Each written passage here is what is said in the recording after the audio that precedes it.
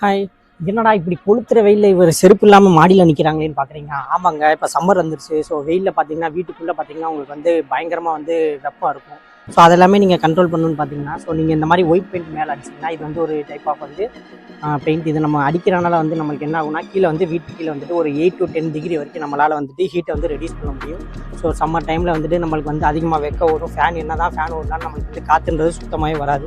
So இந்த மாதிரி நம்ம மேலே வரும்போது பார்த்தீங்கன்னா செருப்பு இல்லாமலே நம்ம நடக்க முடியும். இந்த மாதிரி உச்சி வெயிலில் நீங்கள் பார்த்தீங்கன்னா இந்த மாதிரி செருப்பு இல்லாமல் நம்மளால் மொட்டை மாடியில் வந்து நடக்கவே முடியாது.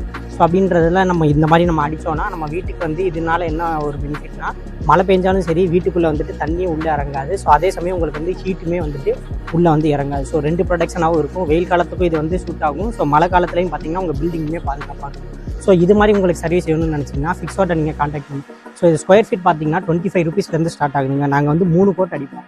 ஸோ ஃபஸ்ட்டு கோட் பார்த்தீங்கன்னா ஒரு ப்ரைமர் அடிச்சுட்டு, ஸோ அதுக்கு மேலே வந்துட்டு 2 கோட் வந்து கூலிங் வெதர் ப்ரூஃப் இதுக்கு நம்ம அடிக்கிற அந்த கெமிக்கல் வந்து 2 கோட் அடிப்போம்.